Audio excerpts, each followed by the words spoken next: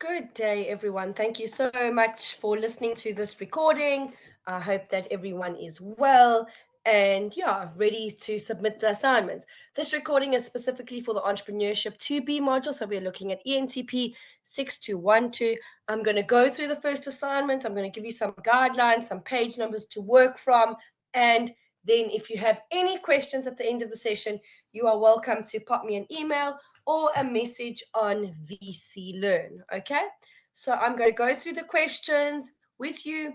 There's 5 questions in the beginning and then an essay question at the end. The assignment itself counts 100 marks, and it's going to be structured in the same way that you have submitted an assignment in the previous pass as well, okay?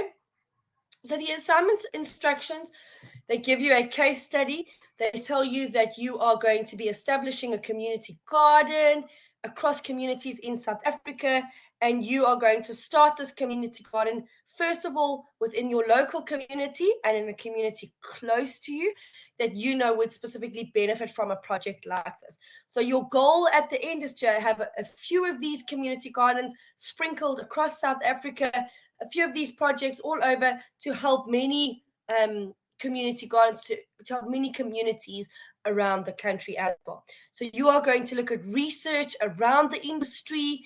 So you need to have an idea of the industry before that, and then you're obviously going to write a report in answer to the questions that they have given you. Obviously, it tells you that you need to reference, and you are going to write your report between 1,200 and 1,800 words. So obviously that's your limit for the report. The report is going to be divided up into different questions. You are writing the report as if you are writing it to the Chamber of Commerce. Okay, so in one of the metropolitan areas, so whether it's Nelson Mandela Bay Metropole, or East London, or Johannesburg, Cape Town, you are writing it to the the Chamber of Commerce, and you are going to offer your services to them. So you are writing this business plan for this community garden, your idea for the community garden, and you are writing it as if you are going to be sending it to the Chamber of Commerce. So the entire assignment is written as a report. There's a specific structure that we have to follow for the report. I'm going to go through that structure with you. Stick to that structure, write it as a report. Don't forget your references, and don't forget to answer all the questions in the entirety. So the first part of the report, you are obviously going to have a cover page as per normal, where you are going to have your name, student number, the date, the module code, the title of your project. Okay, so your title is going to be, this is a report that looks at setting up a community garden for the local metropole. This report is a entrepreneurship 2B report that focuses on identifying whether the idea is going to be feasible or not. So any title of your report. Then you're going to have an introduction. This introduction is a general introduction, so you can see the explanation here. A general introduction of between 250 and 300 words, in which you discuss the idea of the community garden, where you discuss the idea of why it's important, in which you're going to discuss some of the elements that you're going to be talking about in the questions that are coming. So you're going to have an introduction, a general introduction on why you are doing this report, what is going to be present in the report. So as the reader, if we read the introduction, we know what you are going to be speaking about in the report itself. So an introduction as to what the community garden is, why you feel it is important to set up these community gardens, as well as any other information that you are going to be addressing in the questions that are going to follow. All right? And then there are 6 questions that you need to answer, which will then form part of the body of the report. So we're looking at 6 different questions. As you can see, we're going to start with the first 3 and then the next one on the next slide. These 6 questions are the questions that you are going to be using as the body of the report. And I just ask, ladies and gents, that you please add the headings as you go along. It just makes it easier when I'm marking to see apologies, to see which sections you are answering where. So please just add a short heading so that I know that this is question 1 and this is what you are answering for it. So just please include those headings. So question 1, and this is the section that you are going to be dealing with in your report. Okay. You'll see on the left-hand side is the question, and on the right-hand side is where you are going to find the relevant page numbers for it. So all these page numbers that I'm giving you come from the required textbook, which is Small Business Management, Launching and Growing Entrepreneurial Ventures in South Africa. This is the textbook that is written by Longenecker and Petty, Palich, Hoy, Radipier, and Phillips. So those are your authors of the textbook. It is that big white textbook with the pretty leaves on it and the little red strip at the bottom. So all the page numbers that are indicated come from that particular textbook.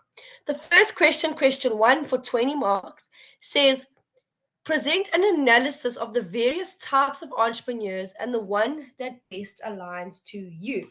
So firstly, look at all the different entrepreneurs that are available.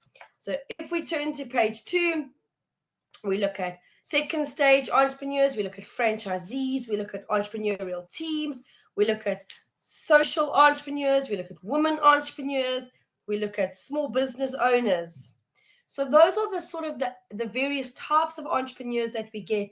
You need to look the one that is most specific to you as an entrepreneur that is starting the project. So it's not to you personally, it is to you as the person who is setting up this community garden.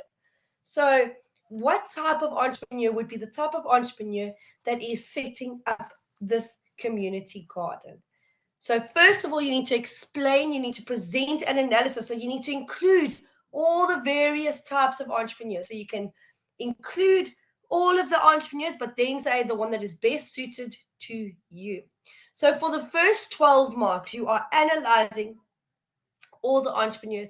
And for the remaining 8 marks, you are picking one of those in which you are then going to say, this one is best aligning to me as I embark on this journey of creating a community garden.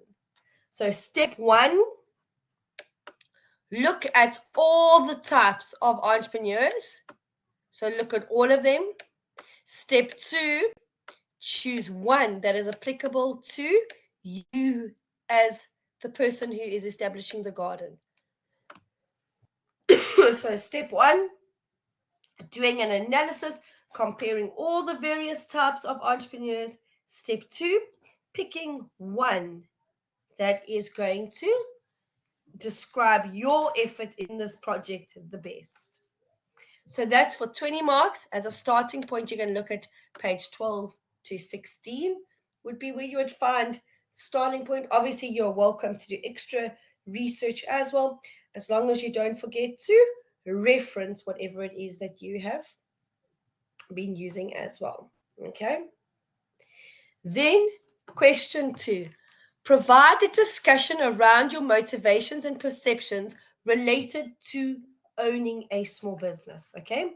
So again, for 10 marks, a little bit of a smaller question that we would have there, but just as important as well. So the reason, what they're saying is, why would you start this small business?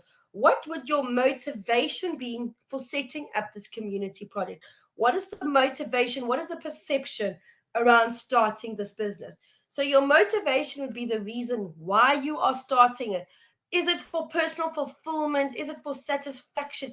Is it for financial rewards? Is it for independence? Why are you starting the business?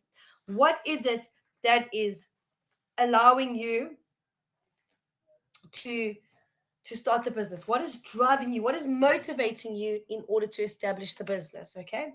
So yeah, obviously, they're not asking for a comparison between all the different motivations.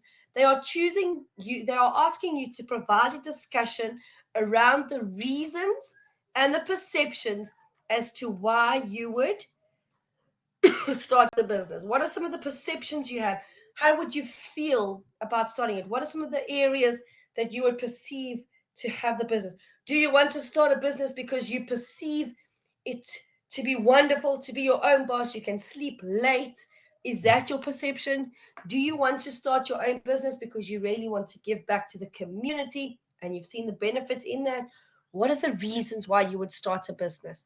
So you're looking at motivations and perceptions, the reasons as well as the views on owning a small business. Is your perception that this is the most wonderful thing to do? That's your perception. What is the reality of that? So for 10 marks, you are looking for the reasons and the perceptions around owning a small business. Okay? Then taking it one step further for a further 10 marks, we are now focusing on the integrity of your business, okay? Building a business with integrity. They are saying you are setting up this community garden. How are you going to establish integrity within that business that you are setting up? How are you going to lead with integrity? How are you going to build an ethical organization? So what are you going to do? Are you going to have how are you going to make ethical decisions? How are you going to foster an ethical organizational culture? How are you going to establish ethics within the business? So what are you going to do in order to build a business that has been founded on integrity, on good, honest practices, on decisions that are made for the right and not for the wrong? So how can you make ethical decisions? How can you base your business on working for a purpose, for pride, for patience, for perspective within the business? So give a detailed explanation on how you can set up a business that is based on integrity. And there again, for starting point, you're going to look at page 52 through to page 57 in your textbook, where they speak about building a business with integrity, where they speak about how the goal of the small business is to operate its business in an integrity way, so in a way that is based on good practice. So you've got a worthy legacy that you are creating. How are you going to do that in your small business garden community that you are doing? So how are you going to build your business based on integrity? So that is the first three sections that you are going to write on, okay? So just to recap before we move on to the last three. Question one, presenting an entire analysis of all the types of entrepreneurs and then identifying the one that is best suited to you. Question two, providing a reason as to why you would start a business. What are the motivations and the perceptions around owning a business? And then step three, looking at how you can create a business that would establish integrity within your community. And then we move on to the next three. I'll just wait for the slide to load.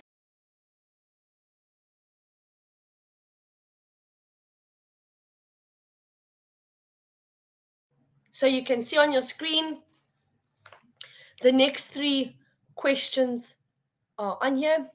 Question four, you need to conduct a SWOT analysis.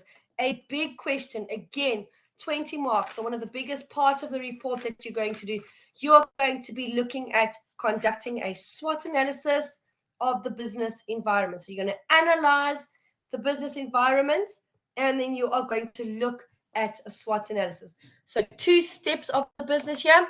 The first step is to analyze the business environment. Secondly, do a SWOT analysis. So it's important to see that there are two different approaches to the question here.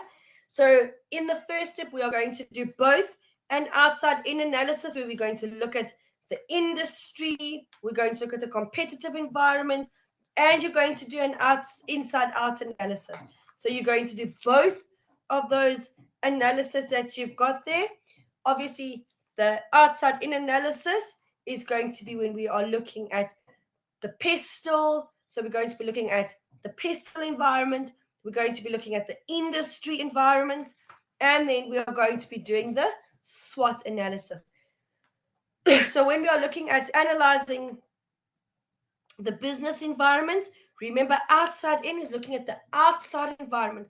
The outside environment consists of the political environment, the social cultural environment, the demographics, the economics, the global factors, as well as the technological factors. So we look at all of those factors that has an impact on your garden. So what technological factors would impact your community garden?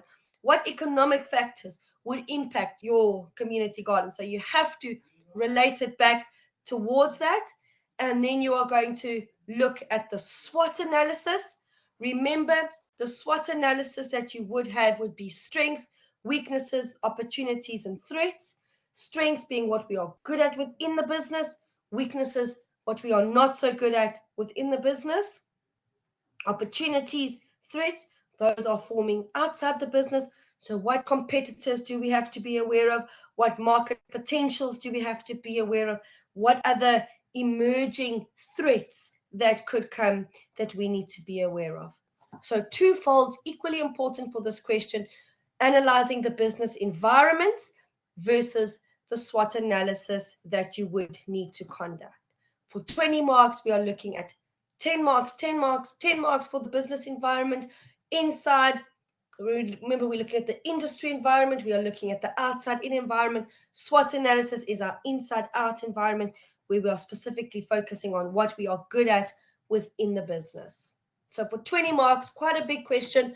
You'll see there's lots of pages that relate to it. As also, we're looking at pages 77 all the way through to page 83, where we are looking at the outside-in analysis, we are looking at the industry analysis, and we are looking at the inside-out, which is our SWOT analysis. So those are the three big subheadings that you would have for that business as well. Okay? And then we are looking at question 5, so our second last question that we would have here. Quite a straightforward question. The advantages and the disadvantages of franchising. So say that you would take this community gardens one step further and you want to sprinkle them all over the country. So you want to have not just the one in your local community, but you want to have many of these community gardens. You would then think about franchising. From that, how would you be able to look at the advantages and the disadvantages for that? Okay, so what would the advantages and the disadvantages be in that section that you would need to franchise? So in the textbook, they call it the pros and cons of franchising from page 101.